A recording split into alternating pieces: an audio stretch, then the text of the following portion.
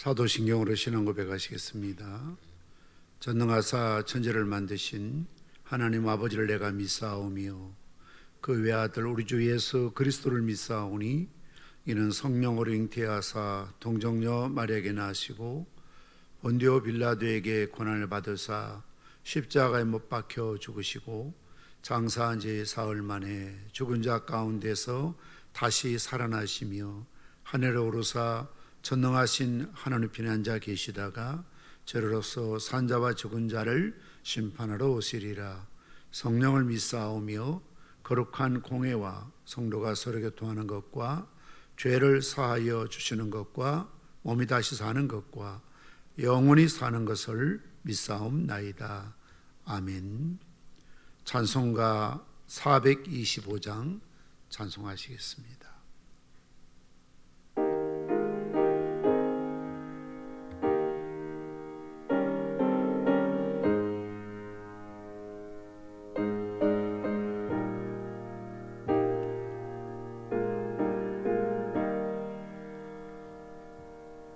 주님의 뜻을 이루소서. 고요한 중에 기다리니 진흙과 같은 넓이 스소 주님의 형상 맘드소서. 주님의 뜻을 이루소서. 주님 발 앞에 엎드리니 나의 맘속을 살피시사 눈보다 이게 하옵소서. 주님의 뜻을 이루소서. 병들어 몸이 피곤할 때 권능의 손을 내게 펴사 강건케 하여 주옵소서. 주님의 뜻을 이루소서. 온전히 너를 주장하사 주님과 함께 동행함을 만민이 알게 하옵소서.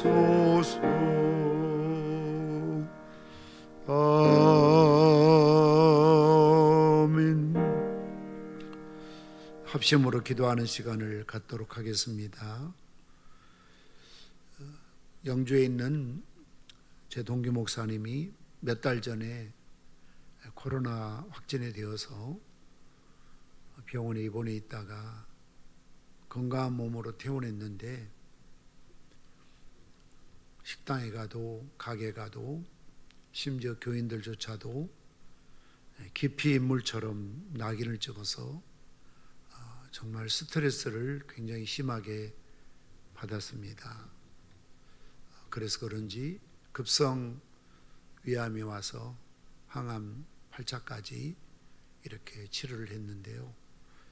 사실 고의가 아니고 언제 우리가 어디서 어떻게 코로나에 감염될지 아무도 장담할 수가 없고, 또 어떤 분들은 어디서 감염된지조차도 확인할 방법이 없을 때가 있습니다. 그럼에도 불구하고 코로나의 확진자들을 낙인 찍어서 비판하고 또 책임을 전가시키고 또 입에 담지 못할 그런 불편한 말들을 해서 어떤 분이 최근에 통화하는데 몸이 문제가 아니라 너무 마음이 아프고 상처가 큽니다. 사람들 만나기가 두렵습니다. 코로나를 경험하고 확진이 다 끝나고 자가격리가 끝나면 오히려 항체가 생겨서 오히려 그런 분들이 더 건강한 몸을 가질 수가 있거든요. 그런데 잘못된 오해에서 나온 그런 일들 때문에 여러 가지 마음고생하는 분들이 주변에 많이 있습니다. 최근에 우리 지역에 어느 유치원에서 어린아이가 25명 어제 확진자가 나왔습니다.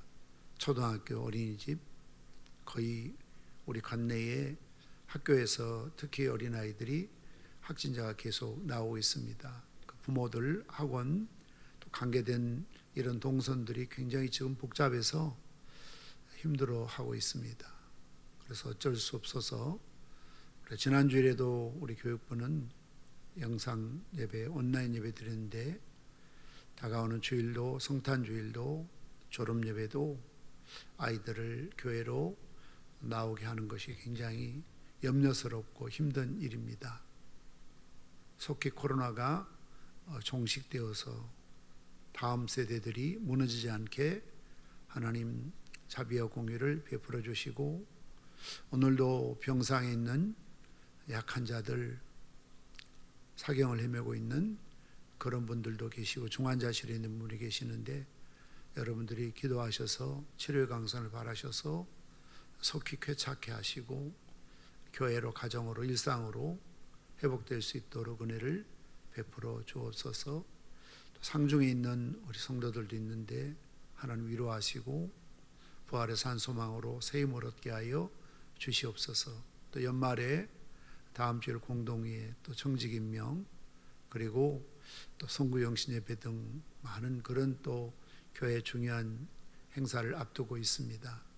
이번 토요일은 어른들 성탄 예배, 대면 예배로 드리게 됩니다. 하나님 어둠을 밝히시고 빛으로 오셨던 주님의 능력이 어두운 이 세상에 빛이 되게 하시고 치유가 되게 하시고 생명이 되게 도와주옵소서. 특별히 여러 가지 우리 주변의 유치원, 어린이집, 학원, 또 초등학교, 중학교, 고등학교 확진자들이 발생해서 같은 반 또 이웃들 이런 많은 분들이 굉장히 지금 긴장하고 마음고생들 하고 있는데 도와주시어서 모든 전염병이 다 물러가게 하시고 자유함을 얻고 일상생활에 회복될 수 있도록 하나님 자비와 공유를 베풀어 주시옵소서. 기도하시고 또 오늘 밤 말씀을 위해서도 여러분 합심으로 기도해 주시기를 부탁드립니다. 우리 함께 기도하시겠습니다. 아버지 하나님, 우리 관내에 유치원 어린이집에서 많은 어린아이들이 확진자가 생기고 그들이 다니는 학원이나 또 부모나 또 우리 지역사회가 초등학교, 중학교, 고등학교 학교마다 확진자가 나와서 많은 염려와 우려가 되고 이로 인해서 우리 주일학교 예배를 영상으로밖에 드릴 수 없는 안타까운 일들이 지금 계속 연속되고 있습니다. 아버지 하나님, 자비와 공유를 베풀어 주시어서 남의 일이 아니고 남의 문제가 아니고 우리의 일이요 우리의 문제가 되어 있는 요면한 현실들을 직시하면서 우리가 얼굴을 구하고 기도하고 주의 자비를 구하고 치유의 강선을 바라여 주시어서 하나님이 오늘도 병상에 있는 유급한 환자들을 고쳐주시옵시고 깨끗게 해 주시옵시고 온전케 하여 주시기를 원합니다. 아버지 하나님, 그리함으로 모든 예배가 특히 우리 교육부, 영아, 유치부, 초등부, 중등부, 고등부, 대학부 우리 다음 세대를 이어갈 우리 자녀들 믿음 잃어버리지 아니하도록 하나님 도우시고 은혜를 베풀어 주시기를 원합니다. 뿐만 아니라 마음의 상처를 간직하고 아파하는 또 성도들도 있습니다. 주여 도와주시어서 모든 염려 근심 우리를 떨쳐버리고 주를 바라보며 주를 의지하며 주의 얼굴을 구하며 하나님 교회에 나와서 바르게 믿음 생활할 수 있도록 은혜를 베푸시고 이런 일 때문에 낙인 찍히고 또 상처받는 일이 없도록 하나님 자비와 공유를 베풀어 주시고 불필요한 오해나 불필요한 말들 삼가할 수 있도록 은혜를 베풀어 주시옵소서. 상중에 있는 우리 윤성기 목사님, 김재미 권사님 가정 사랑하여 주시옵시고 주여 도우셔서 부활의 산 소망으로 힘을 얻게 하시고 위로롭게 도와주시기로 원합니다. 오늘 밤 예배와 말씀을 통해서도 다시 한번 합력하여 선을 이루시는 주의 뜻을 발견하고 하나님 역사 속에 간섭하시는 하나님의 놀라우신 손길을 오늘도 우리의 삶 속에 경험하며 간증할 수 있도록 은혜를 베풀어 주시옵소서. 예수님의 이름으로 기도합니다.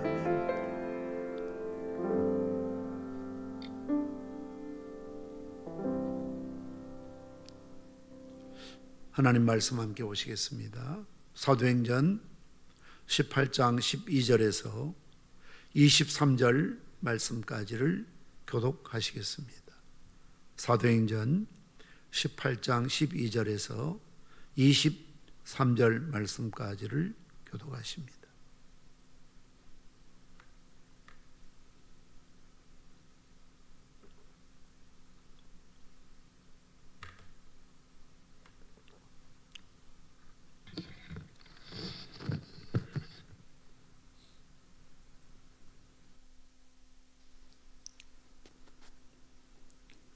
사도행전 18장 12절에서 23절 말씀까지를 교독하십니다.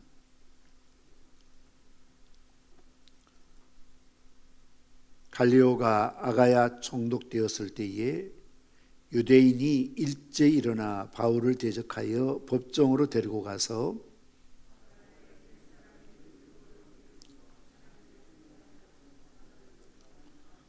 바울이 입을 열고 잘 때에 갈리오가 유대인들에게 이르되 너희 유대인들아 만일 이것이 무슨 부정한 일이나 불량한 행동이었으면 내가 너희 말을 들어주는 것이 옳거니와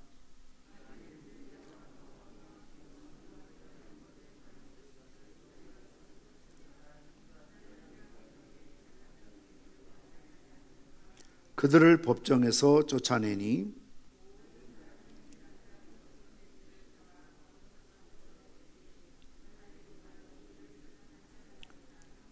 바울은 더 여러 날 머물다가 형제들과 작별하고 배 타고 수리아로 떠나갈새 보리스길라와 아굴라도 함께 하더라. 바울이 일찍이 소원이 있었으므로 겐그리아에서 머리를 깎았더라.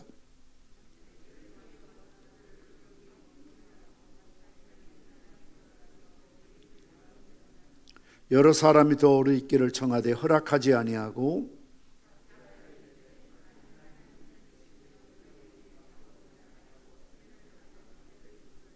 가이사랴 상륙하여 올라가 교회의 안부를 물은 후에 안디옥으로 내려가서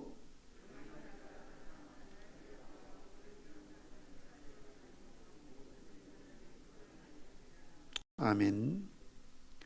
교회 소식을 전해드리도록 하겠습니다. 이번 주 금요철에는 25일 성탄 예배로 대신하겠습니다. 25일 성탄 예배는 토요일 오전 11시 본당에서 드립니다. 예배 후에 각 기간 올레회를 가졌으면 좋겠습니다. 26일은 겹치고 있는데 공동회의가 있기 때문에 그렇습니다. 또 성탄 예배 후에 점심 대신에 비마프 이용 쿠폰을 드리도록 하겠습니다. 그날에 사용하시든지 또 다음 또 후에 사용하셔도 무방합니다. 기부금 영수증 발급받기 원하시는 분들은 사무실로 미리 신청해 주시기를 바랍니다. 또 26일은 공동회의가 있고 2차 청직 임명이 있습니다. 그리고 12월 31일 금요일 밤 11시에는 송구 영신 예배가 있습니다. 신년도 카렌더 필요하신 분들 나가실 때 한 번씩 받아가시면 감사하겠습니다. 오늘 본문의 말씀은 바울이 무려 1년 6개월 동안이나 고린도에 머물 때 일어난 사건 중에 마지막에 나오는 부분입니다. 우리가 잘 아는 대로 고린도는 그 어느 지역보다 타락한 도성이요 험한 선교지였습니다. 그러나 바울은 그동안은 짤막짤막하게 머물며 복음을 전하며 또 다른 지역으로 자주 옮겼습니다만 하나님께서는 바울을 무려 1년 6개월 동안 에베소에 머문 두란노에 머물며 사역했던 그 때가 가장 긴 기간이었고 그 다음으로 두 번째 길었던 기간이 이 고린도에 머물게 한 시간들일 것입니다. 어쩌면 바울의 인생에서 그 기간이 가장 힘들고 또 답답하고 어려운 시간들이었음에 틀림이 없습니다. 이렇게 힘든 고린도였지만 오늘 바울이 말하는 것처럼 주님이 뜻이 계셨기 때문에 또 사명이 있었기 때문에 고린도에 오랫동안 머물도록 주님이 강권하셨던 것을 볼 수가 있습니다. 고린도에서 가장 중요한 일은 브리스길라 아굴라 같은 훌륭한 부부를 동역자로 만나고 그들과 함께 사역하는 일이었습니다. 그 외에도 많은 교인들이 있었습니다만 오늘 두 사람의 회당장들에 대한 이야기가 나오고 있습니다. 한 사람은 지난주에 말씀드렸던 그리스도라는 사람이고 또 한 사람은 오늘 본문에 등장하는 소스테네라는 회당장입니다. 유대인 회당에 들어가서 바울이 복음을 전했지만 그들이 바울을 배척함으로 바울은 회당에서 쫓겨나게 되고 너무 화가 나서 신발에 먼지를 털면서 너희의 피가 너희에게 머리로 돌아갈 것이라고 말하면서 이제 나는 이방인에게로 가겠노라라고 선언을 하게 되지요. 아이러니하게도 이렇게 회당을 버리고 떠나왔을 때에 오히려 회당장 그리스도가 예수님을 믿게 되고 그로 말미암아서 많은 고린도 사람들이 예수님을 믿게 되었다라고 8절에 말씀하고 있지요. 또 회당장 그리스도가 온 지방과 더불어 주를 믿으며 수많은 고린도 사람도 듣고 믿어 세례를 받더라라고 말씀하고 있습니다. 비록 회당에서 배척을 당하고 회당에 머물 수 없어서 그 회당을 떠났지만 하나님께서는 그 회당을 책임지고 있는 회당장 그리스도를 예수님을 영접하게 하고 그리고 그리스도를 통해서 많은 지역의 고린도 사람들이 복음을 듣고 믿고 세례를 받아서 고린도 교회를 설립하게 되는 가장 중요한 핵심적인 그런 멤버들이 되었던 것을 볼 수가 있습니다. 그리고 오늘 본문에서는 또 한 사람 회당장 소스테네가 믿게 된 이야기가 본문의 중심에 나와 있습니다. 물론 회당장이라고 말했을 때에 우리가 상식적으로는 그리스도의 뒤를 이어 고린도 회당의 회당장이 된 사람으로 그렇게 또 인정을 할 수가 있습니다. 그러나 또 꼭 그렇게 그리스도를 이어서 회당장이 된 사람이 아니라 할지라도 유대인들은 어떤 큰 도시에 많은 회당이 있었습니다. 그들은 남자 10명이 모이면 회당을 세울 만큼 회당을 중심으로 한 그들의 종교교육, 생활교육 또는 윤리교육, 신앙교육 또 유대의 문화와 역사를 이어가는 교육의 장소가 회당, 옛날 우리나라 말로 하면 사당과 같은 그런 역할을 하고 있었습니다. 서당에 가면은 거기에서 마을의 모든 아이들을 모아놓고 한문을 가르치고 또 윤리를 가르치고 교육을 가르치는 일을 해왔던 것처럼 유대인들은 가는 곳마다 어느 지역에는 수십 개의 회당이 그 당시에는 존재했다고 합니다. 그러나 중요한 것은 회당장은 아무나 할 수 있는 게 아닙니다. 유대인 가운데 랍비들 가운데 가장 실력이 있고 영향력이 있는 그런 사람이 회당장이 될 수 있었다는 것이죠. 유대 율법에 아주 능통한 그런 영적인 리더 그룹이었던 것을 보게 되는 것입니다. 아무튼 이 소스데네도 그리스도의 뒤를 이어 회당장이 된 사람이라고 주석학자들은 주장을 하고 있습니다. 그 앞선 선임이 그리스도가 예수님을 믿게 되고 많은 유대인들이 오늘 본문에 등장한 것처럼 아주 바울과 또 그리스도를 비롯한 유대교를 버리고 소위 그들이 생각할 때 배교적인 행위란 유대인들, 고린도교를 이루고 있는 이방인을 비롯한 유대인들 출신들에 대한 증오심이 하늘을 찌르고 있었습니다. 그 중심에 소스데네라는 회당장이 인물이 있었던 것을 볼 수가 있습니다. 정말 바울이 두려워하고 침묵할 정도로 바울을 힘들게 만들었던 장본인이 바로 소스데네라는 회당장이었던 것이죠. 그러던 어느 날 정확하게 말하면 AD 주 51년 7월 1일에 새로운 로마 총독이 고린도에 부임하게 됩니다. 바로 갈리오라는 사람인데 고대 역사에서는 아주 유명한 사람입니다. 갈리오의 동생이 더 유명한데 세네카라는 스토아 철학자죠. 그래서 세네카의 철학이라면 정말 고대에서 철학을 공부한 사람은 모르는 사람이 없을 만큼 그렇게 이름이 덕망이 있는 사람이었습니다. 세네카는 로마 황제 네로의 스승이기도 한 사람이지요. 그의 형이 오늘 갈리오 본문에 나오는 사람입니다. 그리고 그 집안은 로마 제국에서 네노라는 귀족 집안이었던 것을 볼 수가 있습니다. 총독 갈리오는 특히 성품이 좋기로 정평이 나 있었던 훌륭한 정치가였습니다. 그런데 갈리오가 고린도에 부임하자마자 앞서 말씀드린 것처럼 소스데네를 중심으로 한 유대인들이 벌떼같이 들고 일어나서 바울을 고소하게 되는 것입니다.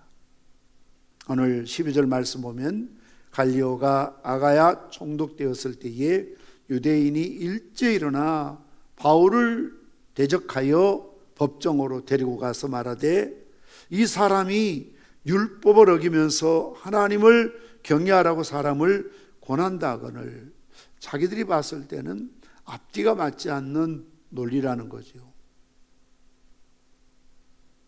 율법을 어기면서 하나님을 경외하라고 가르친다는 겁니다.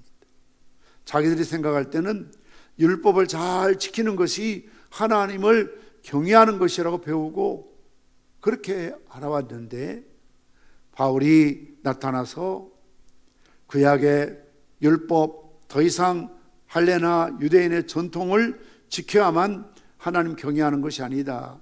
이제는 하나님 보내신 예수 그리스도 메시아 그분이 오셔서 율법을 완성하셨고 그분의 십자가의 죽으심과 부활을 믿어야만 하나님을 제대로 믿고 경외하는 일이라고 가르친다는 것이죠. 그래서 이런 죄목을 들어서 바울을 갈리오 총독 앞에 고소하게 되는 것을 보게 됩니다. 아마 그들의 생각에는 신임 총독으로 온 갈리오에게 수적으로 유대인들이 우세했기 때문에 뭔가 압력을 행사해서 바울을 감옥에 가두거나 심지어 어떤 극형에 처하는 이런 것들을 얻어내려고 시도했던 것 같습니다. 그러나 앞서 말씀드린 것처럼 갈리오는 굉장히 성품이 좋을 뿐만 아니라 탁월한 훌륭한 정치가였던 것이죠. 그래서 14절 말씀 보면 이제 고소를 당한 바울이 입을 열어서 자기가 죄가 없다는 사실을 말하고자 할 때에 갈리오가 유대인들에게 말하기를 너희 유대인들아, 만일 이것이 무슨 부정한 일이거나 불량한 행동이었으면 내가 너희 말을 들어주는 것이 옳거니와 만일 문제가 언어와 명칭과 너희 법, 율법에 관한 것이면 너희 스스로 처리해라. 나는 이러한 일에 재판장 되기를 원치 않노라 하고 그들을 법정에서 쫓아냈다는 것입니다. 무엇을 말합니까? 갈리오는 이런 불필요한 종교 논쟁에 휘말리고 싶지 않다는 뜻입니다. 그래서 불량한 행동이거나 무슨 부정한 일을 어떤 실정법적인 큰 죄를 저지른 죄가 있다면 내가 너희 말을 듣고 재판할 수 있지만 너희 언어나 또는 어떤 명칭이나 그리고 너희 율법에 관한 것이라면 나는 너희들의 일에 개입하고 싶지 않다. 내가 거기에 대해서 가타부타 왈가왈부 시비에 휘말리고 싶지 않다. 그러니 너희들의 법이 있으니까 너희들 알아서 처리해라 하고 그들을 재판정에서 법정에서 쫓아냈다는 것이죠.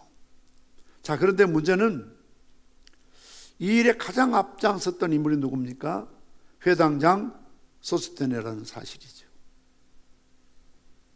사람들을 모아서 유대인들을 선동을 해서 바울을 잡아서 갈리오 총독 앞에 데려가면 많은 사람들의 여론에 따라서 압력에 따라서 마치 빌라도처럼 자기는 예수님 죄가 없다고 생각했지만 워낙 많은 사람들이 예수님 십자가에 못 박으셔서 요즘 말로 하면 데모하고 시위하니까 할 수 없어서 성난 무리들에게 예수님을, 죄 없는 예수님을 넘겨줬던 것처럼 갈리오도 그렇게 행동할 줄 알았는데 갈리오는 거기에 그들의 계략에 휘말리지 않습니다. 오히려 그들을 법정에서 쫓아냈던 것을 볼 수가 있습니다. 결과론적으로 소스덴의 계산이 보기 좋게 실패해버린 것이죠. 자기 생각에는 이 정도 많은 인을 동원하고 이렇게 고발하면 예수님의 바울에게 어떤 벌을 줄 알았는데 아예 변론도 듣지 않고 법정에서 쫓아냈다는 것입니다. 그러니 사람들이 원성이 이제 누구에게 향합니까? 소스덴으로 향하는 것입니다. 여기에 두 가지의 이론이 있습니다. 모든 사람이 회당장 소스덴을 잡아 법정 앞에서 때리되 갈리오가 이 일을 상관하지 않았다. 여기서 모든 사람은 누구일까? 두 가지의 해석이 있습니다. 어떤 학자들은 유대인들이, 소스데네가 동원했던 유대인들이 결국 소스데네가 잘못된 계략 때문에 망신을 당하게 되자 그 책임을 회당장에 지워서 화난 유대인들이 소스데네를 때렸을 것이다 라고 주장하는 학자들이 있습니다. 또 반면에 어떤 학자들은 고린도 사람들이 그 자리에 많이 구경하듯이 참여했는데 결국 소스데네가 신임 총독에게 너무 무리하게 굴고 또 바울에게 너무 못되게 굴어서 혼쭐을 내줬을 것이라 라고 주장하는 그런 학자들도 있습니다. 어느 쪽이든 소스테네는 참담하게 되었습니다. 회당장이라는 체면이 또 그의 지도력이 무참하게 무너져 내리고 말았다는 것이지요. 자, 그런데 놀라운 것은 이렇게 바울을 핍박하는 데 앞장섰던 소스테네가 먼 훗날 예수님을 믿게 된다는 사실 아닙니까? 바울을 앞장서서 괴롭혔던, 고소했던 회당장 소스테네가 하나님을 믿고 예수를 믿어서 고린도 교회에 훌륭한 일꾼이 되었던 것을 볼 수가 있습니다. 고린도전서 1장 1절에 3절 말씀 보면 하나님의 뜻을 따라 그리스도 예수의 사도로 부르심을 받은 바울과 형제 소스테네는, 바울 자신이 고린도에 보낸 편지를 소개하면서 자신과 소스테네를 형제라고 부르고 있습니다. 자기 이름의 본격으로 세우고 있는 것이죠. 그러면서 고린도에 있는 하나님의 교회 곧 그리스도 예수 안에서 거룩하여지고 성도라 부르심을 받은 자들과 또 각처에서 우리의 주 곧 그들과 우리의 주 대신 예수 그리스도 이름을 부르는 모든 자에게 하나님 우리 아버지와 주 예수 그리스도로부터 은혜와 평강이 있기를 원한다. 그러니까 사도행전 18장에 등장하는 소스테네는 기독교를 핍박하는, 바울을 괴롭히는, 바울을 고발했던 유대인의 대표 자격인 회당장으로서의 그런 모습으로 등장하고 있는데, 고린도전서 1장 1절에 나오는 동일한 인물인 소스테네는 이제는 바울과 함께 동역하는 신실한 하나님의 종으로 묘사되고 있는 것을 볼 수가 있습니다. 오늘 새벽에도 빌레몬서를 말씀을 나누면서 오네시모에 대한 이야기가 있는 것처럼 정말 이런 성경에는 반전의 역사들이 많이 있는 것을 보게 되지요. 빌레몬의 집에 있었던 오네시모는 그 집의 하인이었는데 아마 돈을 많이 가지고 도망을 쳤던 모양입니다. 로마에서 바울을 만나게 되고 예수님 믿게 됨으로 변화받아서 이제 스스로가 내가 빌레몬에 가겠다고 요청하므로, 사실 그 당시 이런 종들이 도망갔다가 주인에게 잡히면, 또 관청에 잡히면 무조건 사형이었다고 합니다. 그럴 때 바울이 빌레몬에게 개인적인 서신을 보내면서 나의 영적인 아들이요 신실한 동역자요 나의 신복이라고 말하죠. 그러면서 그가 진 빚이 있으면 내가 갚겠다. 그를 이제 더 이상 종으로가 아니라 사랑받는 형제로 대우해달라라고 요구했던 것을 볼 수가 있습니다. 빌레몬은 이런 바울의 소위 요구를, 명령을 그대로 받아들여서 순종했기 때문에 빌레몬서가 오늘날 성경 안에 우리가 읽혀지는 귀한 서신이 될 수가 있었다는 것이죠. 소스테네도 마찬가지입니다. 그가 주님을 몰랐을 때는 그렇게 바울처럼 기독교를 증오하고 미워하고 싫어하고 배타적이고 박해하고 기독교를 말살하는 일에 앞장섰던 옛날 사울 바울이었던 그 모습처럼 예수님을 전하는, 복음을 전하는 바울을 앞장서 죽이려고 고발했던 그였지만 성령의 놀라운 역사로 하나님 은혜로 그 예수님 영접하여 이제는 정말 고린도 교회의 훌륭한 기둥 같은 일꾼이 되었다는 것입니다. 지금도 고린도에는 고린도 교회가 있습니다. 또 바울을 기념하는 큰 교회로 남아있지요. 그 교회 입구에 역대 담임 목사님들의 이름이 쓰여져 있습니다. 1대부터 현재 88대까지 고린도 교회를 담임했던 분들의 이름이 새겨져 있는데 제1대는 물론 바울입니다. 그리고 제2대는 아볼로입니다. 제3대는 신라입니다. 그런데 제4대 담임 목사가 누군지 아십니까? 바로 소스데네로 기록되고 있습니다. 그러니까 바울과 함께 예수 믿고 이제 교회 기둥 같은 인물이 되어서 나중에는 그 교회 담임 목사가 된다는 거죠. 훗날에 바울의 뒤를 이어서 고린도 교회의 담임 목사가 되어서 교회를 아름답게 부흥시키는 그런 역할을 감당했던 것을 볼 수가 있습니다. 이처럼 하나님께서 그 성에 구원을 주시기로 작정된 인물들이 아직도 많이 있었기 때문에 바울을 무려 1년 6개월 동안 고린도에 머물며 복음을 전하게 하므로 브리스가 아굴라, 또 그리스보, 그리고 소스네 같은 훌륭한 일꾼들을 하나님 부르셔서 귀한 사명을 감당케 하셨던 것을 보게 되는 것이죠.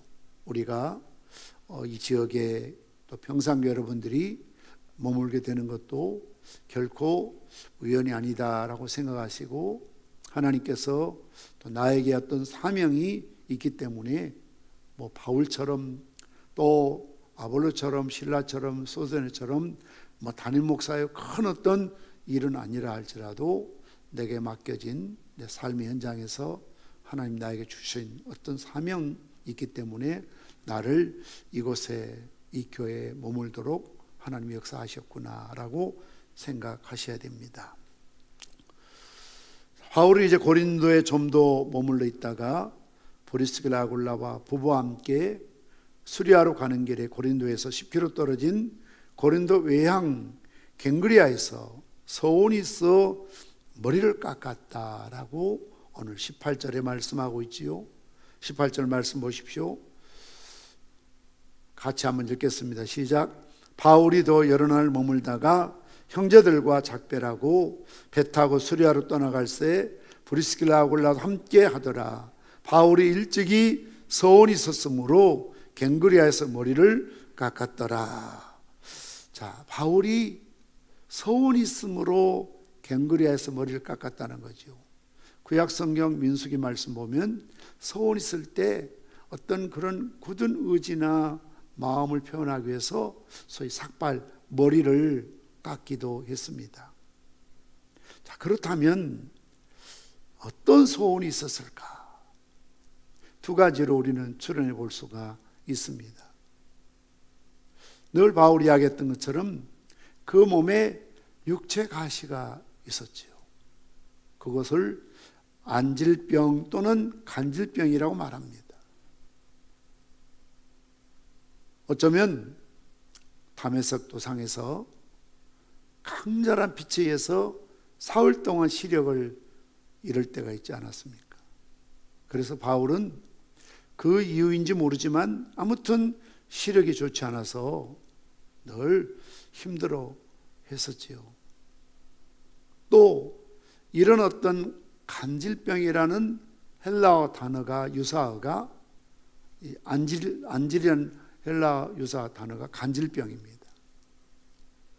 만약 바울에게 그 당시에 흔히 영양실조 같은 이런 현상으로 인해서 간질병이 있었다면 더더욱 그는 심각한 질병에 노출되어 있다고 할 수가 있습니다.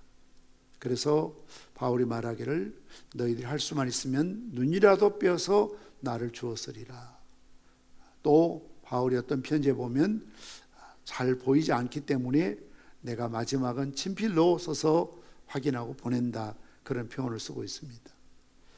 또 만약 간질이라면 그는 말하기를 나에게 참 너희를 시험하는 약함이 있지만 너희들이 그것을 무시하지 않고 나를 하나님의 종으로, 주의 종으로 선대해 준 것에 대해서 감사한다는 그런 표현을 쓰고 있습니다. 바울은 말합니다. 이런 육체의 가시, 이것을 제거해 달라고 하나님 앞에 3번씩이나 작정하며 기도했다는 거죠. 어쩌면 갱그리아에서 서원하며 기도했던 그런 내용이 자신의 질병, 육체의 가시를 제거해 달라고 하나님 앞에 기도하지 않았을까라고 우리가 추론해 볼 수가 있습니다. 그러나 더 중요한 것은 이제 오늘 사도행전 18장 본문의 23절 마지막 절 말씀이 바울의 사역에 굉장히 중요한, 어디를 거쳐 어디를 가고 쭉 이렇게 간단하게 표현하고 있습니다만 중요한 터닝 포인트를 우리에게 보여주고 있습니다. 이제 바울의 2차 전도여행이 마감이 되고 이어서 3차 전도여행을 계획하고 이것이 지금 시작되고 있는 중요한 시점이라는 것이죠. 그런 측면에서 오늘 바울이 갱그리아에서 하나님 앞에 머리를 깎으면서 서원했던 그런 내용이 무엇일까? 너무나 힘들었던 선교 여행, 가이사라에서 예루살렘까지 거리가 약 104km고 또 안부를 물었다고 했는데 교회 안부를 물었다고 하는데 그 교회는 예루살렘 교회를 말하고 있습니다. 이방 선교에 대한 보고를 그를 파송한 예루살렘 교회 관계자들에게 보고했을 것이다.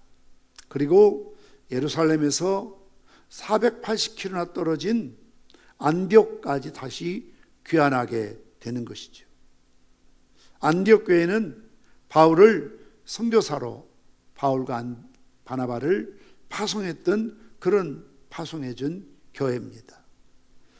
2차 전도여행 그동안 우리는 이렇게 간략간략하게 사도행전을 통해서 읽어왔습니다만 시간적으로는 약 3년이라는 긴 세월이 소요된 그런 기간이었고 그가 그 당시에 비행기가 아니고 기차가 아니고 무슨 자동차가 있어서가 아니고 대부분 거의 걸어서지요. 무려 3,000km의 거리를 3년 동안 걷고 그 소위 눈이 있는 만설봉이라고 하는 그런 토레스 산맥을 무려 3번씩이나 넘나드는 그런 터키의 고원지대에 우리가 성지순례 가면 이 교회 저 교회 그 떨어진 교회가 너무 멀기 때문에 차를 갖고 그 길이 좋은 그런 길도 3시간 4시간 그렇게 소아시아 7교회만 돌아보는 것도 시간이 막 쫓길 만큼 그렇게 먼 거리들거든요. 근데 옛날에는 그렇게 지금처럼 교통이 좋은 것도 아니고 무슨 차나 또 좋은 교통수단이 있는 것도 아니고 대부분 걷고 걸어서 도보로 위험을 무릅쓰고 강의 위험, 강도의 위험, 죽을 고비를 무릅쓰면서 무려 3,000km의 긴 거리를 걸어다니면서 그 뜨거운 떼약볕과 추위를 이겨가면서 아시아와 유럽을 넘나들면서 전도여행했던 것을 볼 수가 있습니다. 자, 그런 그가 이쯤 했으니까 이제 포기해야지, 좀 쉬어야지. 그렇지 않는다는 것입니다. 23절 말씀 보면 얼마 있다가 떠나 갈라디아와 프루기아 땅을 지나다니며 모든 제자를 굳건하게 하니라. 이것은 바로 3차 전도여행이 시작되고 있는 것을 우리에게 보여주고 있습니다. 이런 1차, 2차 전도여행을 지금 마무리하고 이제 3차 전도여행을 다시 시작해야 될 그런 시점에서 겐그리아에서 하나님 앞에 일사각오로 서원하는 것이죠. 죽으면 죽으리라. 그런 결단입니다. 그런 다짐입니다. 내가 복음을 전하다가, 전도하다, 선교하다 가는 곳마다 유대인들이 대적하고 그를 죽이려는 결사대가 있고 고소당하고 옥에 갇히고 매를 맞고 태장을 맞고 저리고 정처갖고 이런 정말 말로 다 할 수 없는, 심지어 돌에 맞아 죽은 줄 알고 내다 버릴 정도로 그렇게 고난을 당했던 바울이 제3차 전도여행을 시작하기 앞서서 갱그리아에서 하나님 앞에 다시 한번 새롭게 다짐하는, 소원하는 그런 결단의 시간들을 가졌던 것을 볼 수가 있습니다. 이렇게 사도행전을 통해서 사도 바울의 선교 현장을 자세하게 기록한 것은 그 지역에 복음이 들어간 경위를 설명하며 그 교회들이 어떻게 시작되고 있는가 역사를 기록해 주고 있는 것이죠. 언젠가도 말씀을 드렸습니다만 우리가 성경을 읽다 보면 왜 성경에는 그렇게 많은 인물의 사람들이, 인명이 등장하고 그렇게 많은 지명들이 혀도 잘 돌아가지 않는 이름들이고 혀도 잘 돌아가지 않는 그런 땅, 나라, 지명 이름이 그렇게 많을까요? 인명, 지명이 왜 그렇게 많을까요? 그것은 성경의 기록이 허구가 아니라는 겁니다. 공교하게 그 당시 그 성경에 떴던 신화처럼, 소설처럼, 픽션처럼 허구로 만들어진 것이 아니고 모두가 하나님의 역사는 역사 속에서, 시간 속에서, 땅 위에서, 사람을 통해서, 어떤 지역 지명을 통해서, 나라나 어떤 장소에서 일어난 역사적인 사건이라는 것을 명백하게 증거하기 위해서 지명이, 인명이 등장하고 있는 것을 볼 수가 있습니다. 요즘으로 말하면 참 찌라시 같은 뉴스가 많고 가짜 뉴스가 많고 과장된 것들이 많은 그런 시대에 우리는 살고 있습니다.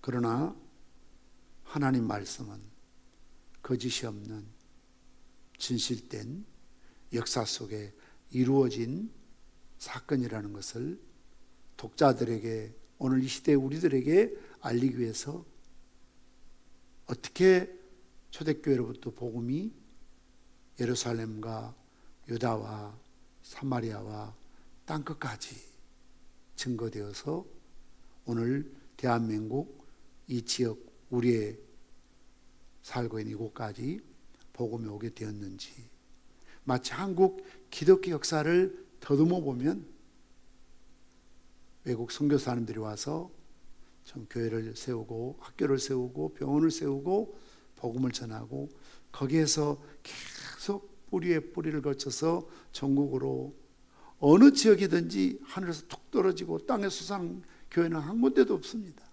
그 교회에 들어가서 그 시작과 연역을 보면 눈물겨운 그런 시작과 고난과 시련과 가난 속에 시작된 교회였지만 점점 부흥하고 성장해서 오늘의 큰 교회로 부흥할 수 있었던 것을 볼 수가 있습니다.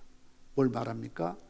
교회의 역사성을 말해주고 있는 것입니다. 아무리 세상이 가짜 뉴스가 많고 찌라시, 픽션, 허구, 공교하게 소설처럼 만드는 그런 이야기들, 또 신화들이 많이 있지만 우리가 믿고 있는 하나님 이 말씀은 진리의 말씀이니 변함이 없는 역사 속에 사실 그대로를 기록해서 우리에게 전달해주고 있는 것입니다. 그러므로 오직 하나님 말씀만이 우리가 믿고 따라야하는 유일무이한 진리의 말씀이라는 것을 기억하시기를 바랍니다. 그리고 사도행전의 역사는 사도행전 29장에 28장이 끝나는 것이 아니라 계속해서 29장, 30장 이어가야 될, 마치 릴레이 경주처럼 앞선 경주자가 달려서 바톤을 나에게 내 손에 쥐어주면 내가 이 바톤을 받아서 계속 달려가서 또 다른 주자에게 이 바톤을 넘기고 또 그 사람이 또 그 바톤을 갖고 여기까지 왔던 것처럼 우리 평산교회도 저와 여러분들도 우리 할아버지, 아버지 또는 가족들, 때로는 내가 당대의 믿음을 가진 사람이랄지라도 복음의 바톤을 받은 자라면 누군가에게, 또 다른 사람에게 이 복음을 전해서 가까이 이웃들에게 멀리 땅끝까지 선교를 해야 될 사명이 우리에게 있다는 사실입니다. 오늘 바울의 한 사람을 통해서 토인비가 말했던 것처럼 바울을 태우고 가는, 노마로 가는 알렉산더호는 유럽을 태우고 가는 배였다, 그런 이야기를 했습니다.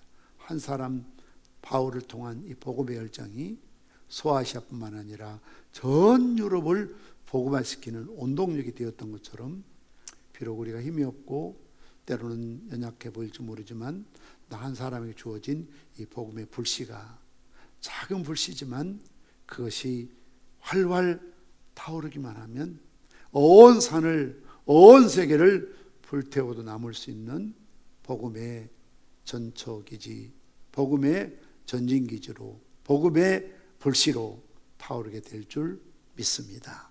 기도하시겠습니다.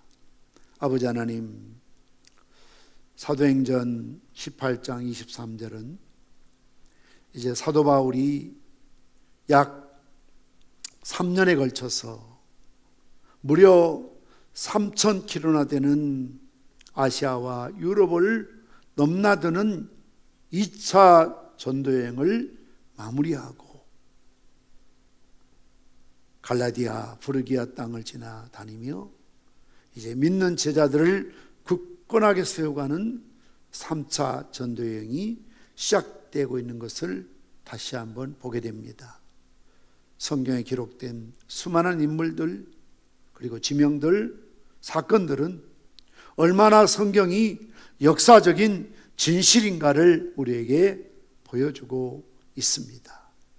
지금도 그 지명이 있고, 지금도 이 역사성을 그대로 성경뿐만 아니라 역사 속에 등장하는 수많은 인물들이 그들이 현존하고, 그리고 다른 역사에도 남아있다는 사실을 다시 한번 발견하면서, 아무리 세상에 가짜 뉴스가 많고 찌라시 뉴스가 많이 있지만 하나님 말씀만이 우리에게 생명을 주는 참된 진리의 말씀인 것을 다시 한번 깨닫게 하여 주시옵시고, 주님 오시는 그날까지 이 땅의 모든 성도들이 품고 간직해야 될, 복음 전하며 전도하며 선교해야 될 사도행전을 계속 이어가게 도와주시기를 원합니다. 우리 평산교회도 이 시대적인 사명, 역사적인 사명을 더욱 감당할 수 있는 2022년 새해가 되게 도와주시옵시고, 온 성도들이 불타는 열정을 갖고 제2의 바울처럼, 제3의 바울처럼 복음의 열정을 품고 죽을 각오로 새롭게 소원하며 결단하는 겐그리아의 놀라운 전환점이 있게 도와주시옵소서. 예수님의 이름으로 기도드리옵나이다. 아멘. 주기도문 하십니다. 하늘에 계신 우리 아버지여, 이름이 거룩히 여김을 받으시오며 나라의 마옵시며 뜻이 안에서 이룬 것 같이 땅에서 이루어지이다. 오늘날 우리에게 일용할 양식을 주옵시고, 우리가 우리에게 죄전자를 사해 준 것 같이 우리 죄를 사하여 주옵시고, 우리를 시험에 들게 하지 마옵시고 다만 악에서 구하옵소서. 대개 나라와 권세와 영광이 아버지께 영원히 싸움나이다. 아멘.